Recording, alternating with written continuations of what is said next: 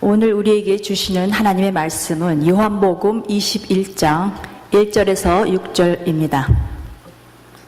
이제 제가 읽겠습니다. 그 후에 예수께서 디베랴 호수에서 또 제자들에게 자기를 나타내셨으니 나타내신 일은 이러하니라.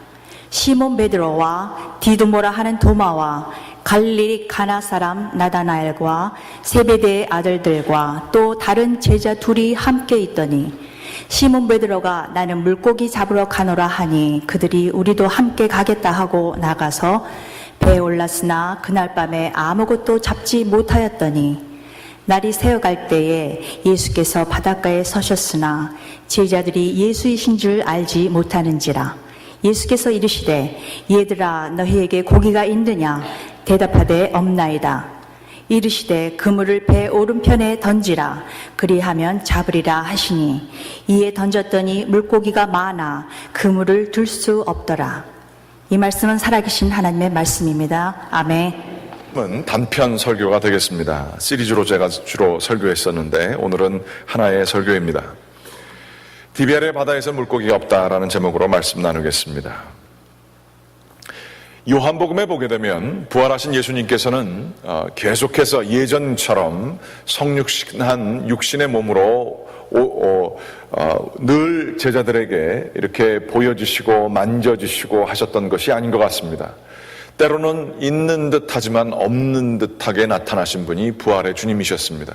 그래서 오늘 말씀에 보게 되면 예수님께서 그저 제자들과 함께 같이 길거리를 거니시다라고 표현되지 않고 1절 말씀에 보게 되면 예수님이 제자들에게 나타내시니라라고 하는 말씀이 보여지고 있습니다. 나타내시다라고 하는 것은 평상시에는 보여지지 않다가 드러내 주셨다라고 하는 이야기입니다. 그런데 이 제자들에게 지금 이렇게 나타나신 것은 세 번째 나타난 현상입니다.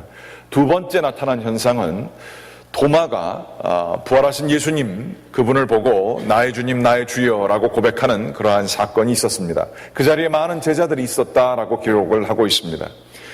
이렇게 주님께서 살아계시는 동안에는 수많은 기적을 행하시고 말씀의 권능이 있으셨으며 돌아가시고 난 이후에 다 끝났다 싶었지만 정말 말씀하시고 예언하신 그대로 부활하신 것을 이 베드로와 그의 제자들도 다른 제자들도 다 같이 경험했던 걸 볼 수가 있습니다. 그렇지만 주님께서 예전처럼 함께 계시지 않는 것 같아 주님이 계신 것 같기도 하고 안 계신 것 같기도 하여서 이 베드로는 어떤 이유인지는 모르지만 사람 낚는 어부로서의 사명을 받았음에도 불구하고 이 일을 하지 않기로 결단하고 물고기를 잡으러 가노라 3절 말씀에 보면 나옵니다. 주님을 쫓아서 믿음을 따라 살려고 하였었고 주님을 쫓아서 모든 자신의 그물을 버린 지가 벌써 오랜 시절이 지났건만 이제 부활하신 주님도 경험하였고 부활하신 주님의 영광도 바라봤던 그러한 베드로가 어찌된 일인지 물고기를 잡으러 가겠다. 사람 낚는 어부의 사명을 포기하고 현실 세계로 들어가는 것을 볼 수가 있습니다. 제자들과 함께 이 수제자가 리더가 물고기를 잡겠다고 하자 다른 제자들도 같이 나도 따라가겠노라 라고 이야기를 하며 현실주의, 믿음에 따라 사는 것이 아니라 비전에 따라 사는 것이 아니라 보이지 않는 세계를 향해 살아가는 것이 아니라 눈에 보여지는 세계, 실제적인 세계로 들어가겠다고 하자 많은 이들이 그를 뒤쫓게 되는 것을 볼 수가 있습니다. 그런데 요한복음은 이렇게 어부들이 다시 갈릴리 호수로 돌아가서 물고기를 잡는다고 하는 이 표현을 쓰게 될 때에 맨 앞에 쓰기를 디베랴 호수에서 이 일들이 일어났다라고 기록을 하고 있습니다. 이 디베랴 호수는 갈릴리 호수의 동일한 이름입니다. 그런데 이 디베랴라고 일컬어지게 된 데에는 뜻이 있습니다. 이 디베랴 호수를 디베랴 호수라 명명한 사람은 헤롯 안티파스라고 하는 사람입니다. 헤롯 안티파스는 누구인가 하면 그 이전에 헤롯 대왕의 아들로서 분봉왕 헤롯이라고 일컬어지는 사람입니다. 여기 나타나죠. 인상 한번 고약하지 않습니까? 이 분봉왕 헤롯 안티파스는 누구였는가? 이 사람은 자기 아버지의 대를 이어서 나라를 다스리지만 한 3분의 1 정도밖에 되지 아니하는 갈릴리 지역을 다스렸던 그 당시의 왕이었습니다. 그런데 이 사람에게는 치명적인 약점이 있었습니다. 자신의 아버지가 유대 사람을 다스릴 때의 유대 사람이어야 되는데 유대 사람이 아닌 유대의 적인 에돔 사람이었습니다. 뿐만 아니라 이 헤롯 대왕의 아내들이 여럿이 있었는데 헤롯 안티파스의 어머니는 사마리아 여자였었습니다. 유대인들이 가장 경멸하는 사람들이 사마리아 사람이었죠. 그러므로 자신이 이 지역을 다스리게 될 때에 늘 열등감에 시달리며 사람들의 눈치를 보지 않을 수 없는 상황 속에 태어난 것입니다. 에돔 사람과 사마리아 사람, 그 사이에서 난 이 사람이 자신들의 왕이란 것을 사람들이 받아줄 리가 만무하기 때문입니다. 뿐만 아니라 이 당시에는 여러분이 아시는 것처럼 로마의 식민지로서 로마 제국이 그 지역을 다스리고 있었고 왕이 될 수 있는 것도 백성들이 추대를 해서가 되는 것이 아니라 로마 황제의 윤허를 받아야 가능했던 것을 봅니다. 그러므로 이 헤롯 안티파스는 백성들의 눈치를 볼 뿐만 아니라 로마 황제의 눈치를 봤었어야 하는 사람입니다. 이것으로 끝이 나는 것이 아닙니다. 이 사람은 지역에서의 자기의 그 정권의 안정을 도모하기 위하여 나바테아라고 하는 이 유대 남쪽에 있는 왕국의 딸과 정략 결혼을 하게 됩니다. 그러니까 마누라 눈치도 봐가면서 나라를 다스려야 되는 사람입니다. 이 사람은 늘 이렇게 자신이 궁지로 몰린 상황 속에서 특별히 자신이 다스리고 있는 지역에 분쟁이 일어나고 소요가 일어나게 되면 로마 황제로부터 자신의 왕직까지 뺏겨지게 되므로 어떻게 하면 이 지역에 자신의 꾀를 써서 안정을 구할까가 이 사람의 평생의 관심이었습니다. 그리하여서 로마 황제에게 잘 보이기 위하여 어떠한 한 도시를 세우게 되는데 그 도시의 이름이 티베리아스라고 하는 도시였습니다. 그 갈릴리 호수를 중심으로 어업 산업이 이루어졌는데 그 지역에 있는 그 도시의 이름들은 우리가 예수님께서 거니셨던 도시들 잘 알고 있는 가버나움이나 벳세다나 막달라라고 하는 곳이었습니다. 그런데 이 헤롯 안티파스는 티베리아스라고 하는 도시를 새로 생성하고 거기서 얻어지는 소득들을 이 도시에 다 투자하여서 상권을 장악하여서 거기에 로마 황제가 머물 수 있는 휴양지를 만들게 됩니다. 그리고 갈릴리 바다를 티베리아 바다라고 일컬으면서 이 로마 황제에게 아부를 하는 것을 볼 수가 있습니다. 또한 이렇게 로마 황제에게 아부를 할 때에 자신의 욕을 먹게 될 것을 알고 백성들의 눈치를 살피느라 동전에 자기의 얼굴이나 로마 황제의 얼굴을 새길 수 있었지만 그것을 새기지 않고, 왜냐하면 사람들이 믿기를 이 모든 것은 하나님께로부터 왔다라고 믿었기 때문에 거기에 얼굴을 새기게 되면 우상 숭배의 행위라고 생각했기 때문입니다. 그렇게 눈치를 보면서 아무것도 새기지 않는, 동전에 아무것도 새기지 않는 일들을 해 나아가게 되었습니다. 이렇게 자신의 꾀를 쓰는 것을 예수님께서는 일컫고 성경에서 일컫기를 이 헤롯 안티파스 왕을 일컬어서 여우와 같다라고 이야기를 합니다. 이렇게 평생 남의 눈치와 꾀를 쓰며 자신의 자리를 유지하려고 했던 이 사람, 그 사람은 얼마나 힘들고 불안하고 쫓기는 삶을 살았겠습니까? 그런데 이 사람이 신앙이 없는 사람이 아니었습니다. 성경 말씀 마가복음 6장 20절 말씀에 보게 되면 헤롯 안티파스가 귀를 기울였던 사람이 있는데 요한이었습니다. 이 세례 요한의 이야기를 의롭고 거룩한 사람으로 알아 두려워하고 그를 심지어 보호하기도 하였다라고 나와 있습니다. 그런데 그의 말이 자기를 근심하게 함으로 번민하였지만 또 한편으로는 달갑게 들음이더라라고 얘기합니다. 헤롯 안티파스는 이렇게 나쁜 사람만이 아니라 신앙이 있는 사람이었다 하는 그러한 얘기지요. 하나님의 음성을 좀 따르려고 하는 그러한 가능성이 있는 사람이었습니다. 그런데 이 헤롯 안티파스에게 문제가 생겼었습니다. 자신이 결혼했던 첫 번째 와이프를 버리고 자신의 형수뻘 되는 헤로디아스라고 하는 여자와 결혼을 하게 된 것입니다. 세례 요한은 이것을 보며 이 헤롯 안티파스에 대한 아주 극렬한 반대의 목소리를 내게 됩니다. 그러나 그는 세례 요한을 두려워하였기 때문에 어쩔 줄 모르고 있었던 상황이었습니다. 이때에 헤로디아스의 딸 살로메라고도 나중에 이름 붙여지게 된 이 딸이 그 앞에서 춤을 추게 되고, 이 헤롯 안티파스는 거나해진 채로 기분이 좋아서 이 여자에게 모든 것을 허락하겠다고 이야기를 합니다. 유혹에 빠졌던 것이죠. 이때 이 여자아이는 어머니와 상의를 하게 되고, 꾀돌이 여우와 같았던 헤롯 안티파스는 그의 아내와 그의 딸에 의해서 속아 넘어가게 됩니다. 세례 요한의 목을 원하게 된 것이죠. 그래서 할 수 없이 세례 요한의 목을 살해를 하여서 그 아내와 딸에게 주게 된 것입니다. 하나님의 음성을 저버리게 된 것이죠. 남은 희망이 사라지게 된 것입니다. 그러면서 이 인생은 계속해서 정권을 오래 유지하지만 로마 제국과 이 백성들의 눈치를 보면서도 끊임없이 그 자기 나라 안에서 일어나는 소요와, 그리고 첫 번째 부인, 버린 부인이 나바테아라고 하는 곳에서 또 분쟁이 일어나서 이 갈릴리 지역을 전쟁을 하게 되는 일이 있고, 자기의 형제인 헤롯 필립 왕이라는 사람이 그의 동조해서 궁지에 몰리게 됩니다. 늘 쫓기는 듯한 삶을 살았던 사람, 그래서 나중에는 결국에는 로마 황제에 의해서 저쪽에 귀향을 보내게 되는 비참한 운명을 마지막에 맞이하게 되는 것입니다.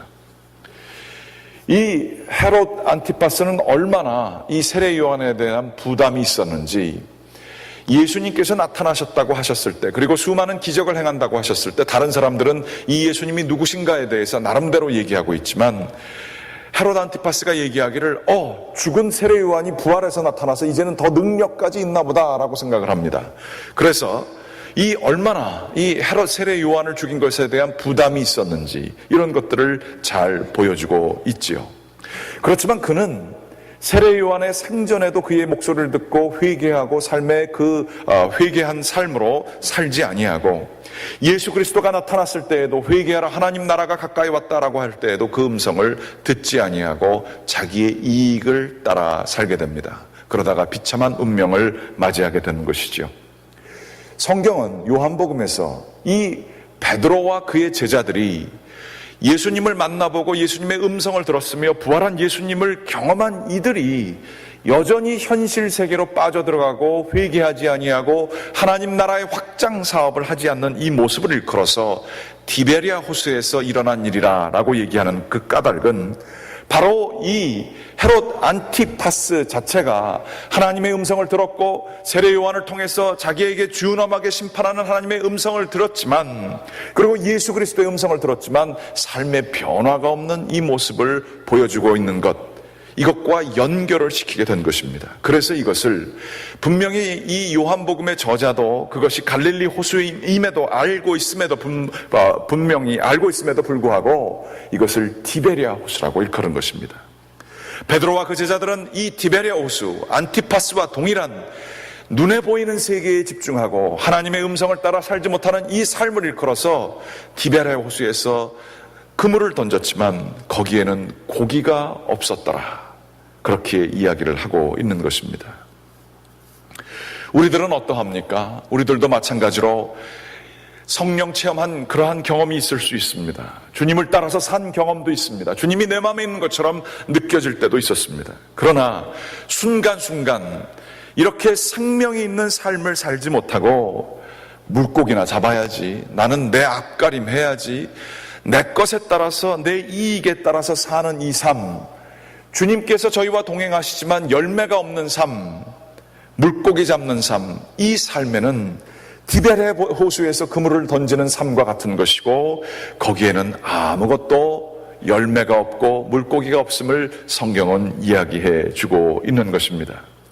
이 디베레 호수는 힘의 논리와 이익의 논리와 자본의 논리가 통하는 로마 제국의 그 일부였던 것을 볼 수 있습니다. 그런데 이렇게 밤새 고기를 잡으려 했지만 고기 잡지 못한 심령 가운데에 예수님께서 나타나셔서 아주 친근한 목소리로 물어보시는 걸 볼 수 있습니다. 4절 말씀에 보게 되면 예수님께서 말씀하셔서 5절 말씀에 얘들아 너희에게 고기가 있느냐 대답하되 없나이다 고백합니다. 너희 인생 열심히 수고하였지만 너희에게 얻어지는 결과물이 있느냐, 생명이 있느냐, 평안이 있느냐 물어보시는 것이죠. 우리가 젊었을 때 학교에서 공부하면서 나이 드신 분들은 그런 경험이 없으시겠지만 페이퍼를 쓰다가 저도 그런 적이 있습니다. 페이퍼를 다 썼는데 저장을 해야 되는데 저장하는 과정에서 잘못돼서 밤새 페이퍼를 쓴 게 홀라당 날아가 본 적이 있습니다. 그거를 다시 써야 되는 그 피곤함, 밤새 썼는데 아무것도 얻어지는 게 없어요. 결과가 없어요. 다 날아가 버렸어요. 그때의 그 허전함 아시죠? 밤새 수고를 했건만 남은 것이 내 것이 없는 것 같고 아무런 소득이 없는 이 삶, 그것이 하룻밤이면 괜찮지만 우리의 인생이 나이가 들어서 되돌이켜 보니까 남는 게 없는 것 같아요.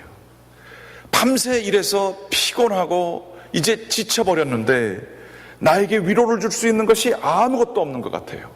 헤로드 안티파스는 왕으로서의 이름을 가지고 있지만 늘 불안에 쫓기면서 밤새 일해보지만 남는 게 없는 것 같은 그러한 삶을 살고 있는 거예요. 하나님의 음성을 따르는 것이 무엇인지 대충은 알겠어요. 그 하나님의 음성이 생명인지는 알겠지만 그것에 따라 살지 못하고 내 이익을 따라서 살아가는 이 삶에 아무런 열매가 없는 듯한 느낌을 가졌을 때 나에겐 이젠 젊음도 없고 시간도 없고 재력도 없고 가진 것이 아무것도 없고 이젠 꾀를 낼래야 꾀를 낼 수도 없는 그 인생의 후반부를 맞이한다면 여러분 얼마나 저희들이 초라하게 되겠습니까? 이럴 때에 예수님이 나타나시는 거예요. 예수님께서 나타나셔서 말씀하십니다. 그물을 오른편으로 던져라. 이랬을 때 오른편으로 그물을 던지게 되었을 때에 물고기가 많아서 그물을 심지어 들 수가 없을 정도로 많았다라고 하는 얘기가 있습니다. 이 이야기는 아주 상징적인 얘기입니다. 힘의 논리, 자본의 논리, 이익의 논리, 자아중심의 삶, 디베랴 호수에서 살던 곳에는 고기가 없었지만 예수님의 음성을 듣고 순종하는 삶, 거기에는 생명이 넘치도록 있다라고 하는 말씀을 해주시는 것입니다. 예수 그리스도께서는 이 로마 제국 힘이 지배하는 세상에서 생명이 지배하는 하나님 나라를 펼쳐가시는 분이심을 드러내주고 있는 것입니다. 교회는 무엇일까 하세요? 교회는 바로 제자들과 동일하게 하나님으로부터 부름받아서 더 이상 고기를 잡는 삶을 사는 것이 아니라 사람 낚는 업으로서의 사명을 받은 것이 교회인 줄 믿습니다. 이 교회의 사명을 다하는 것이어야 되는데 저희들도 이 부활하신 예수님을 경험한 이 제자들, 예수님의 그 영광스럽고 능력 있는 모습을 경험했지만 또다시 현실 세계로 빠져가는 저희들의 모습이 디베랴 호수에서 낚시를 하는 것과 동일하다 하는 것이지요. 그러나 늘 같은 바다예요. 같은 인생이에요.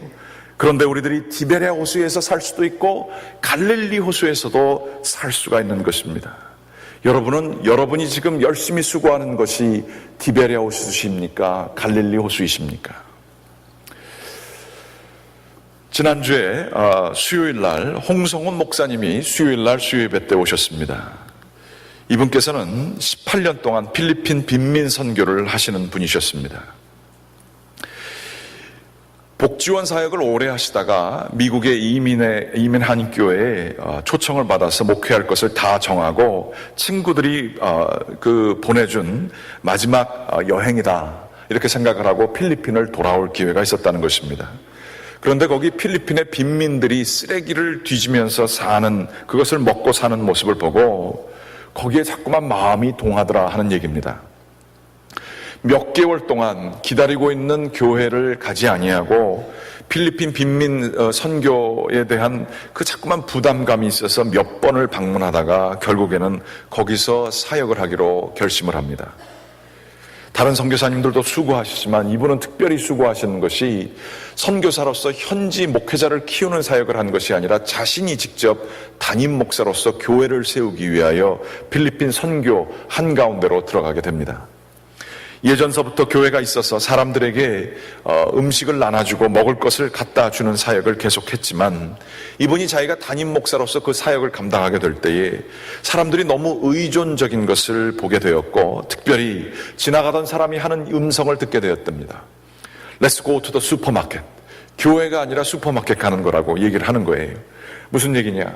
교회에서 음식을 마음대로 나눠주니까 거기서부터 그것을 받는 게 교회 가는 목적이 돼버렸다 하는 것이죠.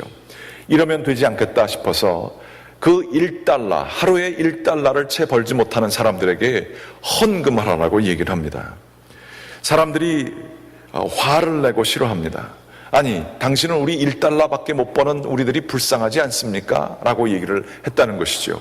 그래도 헌금을 하고 교인으로서 제자로서 서라 라고 하는 얘기를 하게 되자 이 목사는 우리를 사랑하지 아니하는 목사다라고 하고 우리로 보고 자꾸만 이 가난한 사람들에게 돈 내라고 한다면서 자기네들끼리 추방 명령을 하게 되는 그러한 사인을 하게 되는 상황까지 놓여지게 됐다는 것입니다.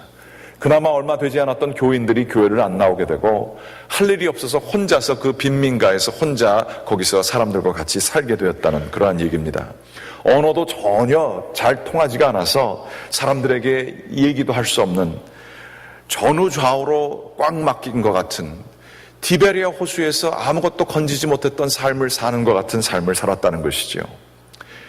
그리고서는 십자가 밑에서 잠을 자면서 주님 앞에서 기도를 몇 시간이고 하는 생활을 오랜 동안 했다는 것입니다. 아무것도 돌볼 교인도 없는 상황 속에서 기도만 하는 이 상황 속에서 자기가 발견한 것은 자기의 이기적인 모습, 그분의 표현에 따르면 뱀이 또아리를 치고 있는 것처럼 자기 안에 있는 자기의 고집을 발견하게 되었다는 그러한 것이죠. 그러면서 회개하고 주님 앞에서 깨지면서 수년간을 이분이 하나님 앞에 서 있고 나머지 남는 시간에는 나가서 사람들의 필요를 채워주며 특별히 자기가 예전부터 배웠던 장례 치르는 일들을 그분이 하시면서 사람들을 섬겼다는 것입니다. 장례를 그 빈민가에서 치르려면 장의사가 나와서 해야 되는데 돈을 많이 줘야 되는데 보통 그리고 또 신부를 불러와서 장례 예배를 치러야 되는데 그거를 이 개신교 목사가 비슷한 신부와 비슷한 이 목사가 공짜로 다 해주니까 사람들이 조금씩 마음을 열었고 교회에 조금씩 나오기 시작했답니다. 낮잠 자는 시간인 1시서부터 3시까지 이들에게 말씀을 가르치게 됐고 정말로 사람들에게 헌금을 내라고 하면서 변화를 시키려고 했지만 변화가 되지 않던 그것이 말씀을 같이 자기가 설교도 할 수 없어서 같이 읽어나려고 하게 될 때에 사람들이 조금씩 변하기 시작했다는 것입니다. 지금은 한 250명, 50가정 정도가 나오는 교회가 되었고요.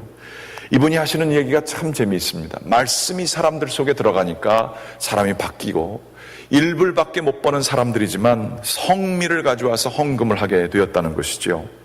그래서 이 헌금을 자신들이 쓰는 것이 아니라 걷어서 예배가 끝난 후에 속장들에게 얘기해서 자기보다 더 가난한 사람들에게 나눠주도록 했다는 것입니다. 그런데 그 속장들이 그 쌀과 돈을 가지고 사람들을 섬기는 사역을 하게 될 때에 놀랍게도 이 사람들이 그전에 볼 수 없었던 자존감이 회복됐다라고 하는 얘기를 하셨습니다. 하나님의 형상이 회복됐다는 것이죠. 너무 가난해서 영혼이 찌들고 정말로 어떻게 살아남을지 몰라서 생존하기 위해서 발버둥했던 그러한 모습 속에서는 정말 하나님의 형상이 없었는데 자기보다 힘들고 어려운 사람들을 마음을 쓰면서 나누는 삶을 하게 되고 그들에게 도와주게 되니까 어깨가 쫙 펴지게 되고 자존감이 생기게 되었다는 거예요. 그래서 그 교회에 나오는 빈민들은 같은 빈민이고 같은 수익을 가지고 있지만 자존감이 회복되게 되니까 얼굴에서 빛이 났고 더욱더 2차적으로 드러나는 것이 그들이 많이 병에 걸리는데 병들도 걸리지 않게 됐다는 얘기를 듣게 되었습니다. 뿐만 아니라 이들이 성경책을 듣고 성경책에 밑줄을 그면서 말씀을 공부하며 사람들을 섬기는 사역을 하게 되어서 보통은 단기 선교팀이 오게 되면 선교 여행을 한다고 하는데 오히려 이렇게 가난한 가운데에서도 말씀을 나누고 사람들에게 베푸는 이 빈민가의 제자들을 통해 목사님들과 장로님들과 선교팀이 와서 오히려 깨지고 가는 일들이 일어나게 됐다는 것이죠. 그래서 이 상황을 보고 자기네들이 오히려 더 깨지고 이렇게 없는 가운데도 나누는 이들을 통하여 깨달음을 얻은 그 사람들을 일컬어서 그렇게 하게 되는 것을 보면서 이 목사님이 선교팀이 오게 되면 일주일 깜된, 그게 지역의 이름입니다. 깜된 사관학교라고 부르게 되었다는 것입니다. 오히려 외부 사람들이 와서 여기서 깨지고 하나님의 뜻을 발견하게 되는 사역을 하게 되었다는 것이지요. 저는 그 말씀을 들으면서 야, 이거야말로 깜덴이라고 하는 절대 빈곤과 어려움이 있는 곳에 이 디베리아 호수와 같이 죽음의 그림자가 있는 곳에 아무런 생명을 발견할래야 발견할 수 없는 곳에 갈릴리 호수로 바뀌어지게 되는 일이 일어났구나 하는 생각을 가지게 되었습니다.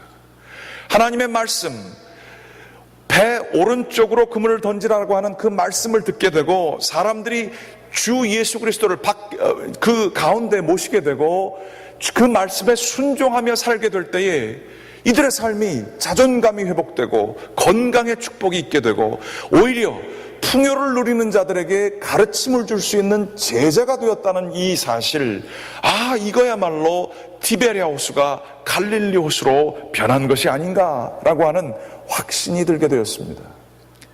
그러면서 제가 곰곰이 저의 목회도 묵상하게 되고 저의 삶도 되돌이켜 보게 되었습니다. 이 도전을 여러분과 함께 나누고자 하는 것입니다. 우리가 신앙생활을 할 수 있고 부활하신 예수님을 경험할 수 있고 신앙이 뜨거울 수도 있지만 만일 우리 삶 가운데에 생명이 없다고 한다면 우리를 지배하고 있는 것이 내 자리를 유지하기 위하여 내 이익을 더 가지기 위하여 내 이름을 더 내기 위하여 그저 안티파스와 아니면 이 베드로와 그 제자들처럼 자기 것만 물고기만 잡는 생활을 한다고 한다면 우리는 디베리아 호수에 있다는 거예요.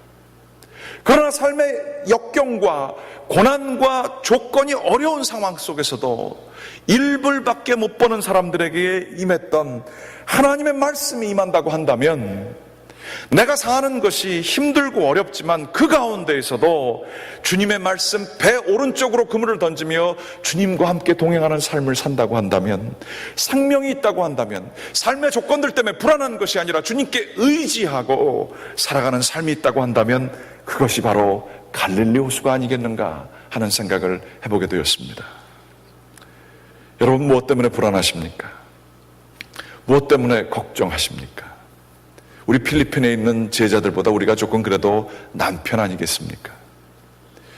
우리가 우리 자신을 위해서 쓰는 것 말고 교회 헌금하는 것 말고 내가 정말로 힘들고 어려운 자들을 위하여 우리는 어떠한 나눔을 가지고 있습니까?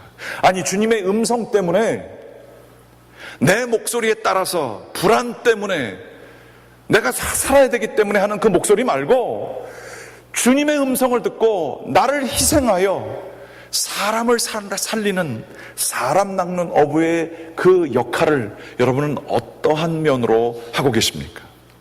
우리의 삶을 통해서 보여지는 것이 이익과 생존과 내 이름을 내는 것과 내가 욕먹지 않는 것 말고 주님의 영광을 위해서 거룩과 생명과 평안과 남들을 섬기는 그 섬김이 우리 가운데서 혹시 드러나고 있습니까?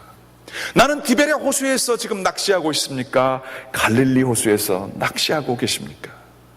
원하고 기도하옵기는 뭐 큰 것이 아니라 나의 삶의 현장에서 같이 일하는 사람들에게 아니 교우들에게도 나를 통하여 보여지는 것이 주님께서 보여주시는 넉넉한 삶, 은혜가 있는 삶, 불안이 아닌 정말 참된 평안이 있는 삶, 주님을 의지하여 힘들고 어려운 도전들이 많이 있지만 하나님께서 다 책임져 주실 것을 알고 믿는 그러한 갈릴리 호수에서 사는 생명이 있는 삶을 살게 되기를 주님의 이름으로 간절히 축원합니다. 기도하시겠습니다. 아버지 하나님 감사합니다. 저희에게 언제든지 나타나 주시어서 우리의 기도 가운데에 우리의 삶 가운데에 주님의 음성을 듣게 해주시니 감사합니다.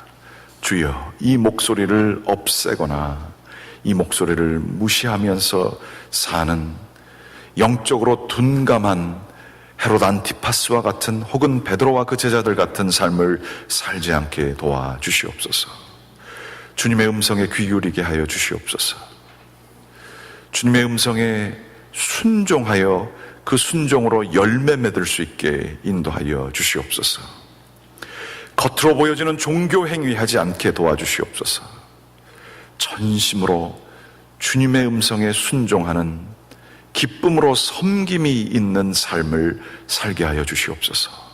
성령님, 저희의 마음을 주장하여 주시사 디베레아 호수와 같은 죽음의 호수에서 저희들이 지내지 않게 도와주시고 생명의 호수에서 살아갈 수 있도록 역사하여 주시옵소서.